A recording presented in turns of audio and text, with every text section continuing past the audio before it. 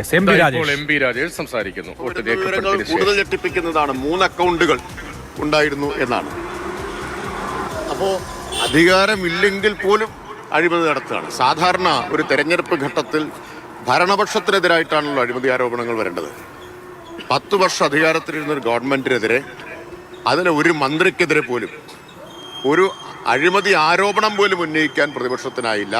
ആ പ്രതിപക്ഷം ഇപ്പോൾ അഴിമതി ആരോപണത്തിൻ്റെ കുരുക്കിൽ നിൽക്കുകയാണ്. ആരോപണത്തിൻ്റെ അല്ല, ഇപ്പോൾ ആളുകൾക്കാർക്കും ഇനിയിപ്പോൾ അതൊരു ആരോപണമല്ലല്ലോ, വ്യക്തമായി കഴിഞ്ഞതല്ലേ.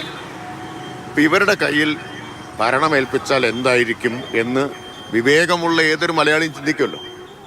അതുകൊണ്ട് UDF-നെ ആളുകൾ പരിഗണിക്കുന്ന പ്രശ്നമേ വരുന്നില്ല. വൻ വിജയം LDF-ന്. തൃത്താലയിലെ സാധ്യത എങ്ങനെയാണ്?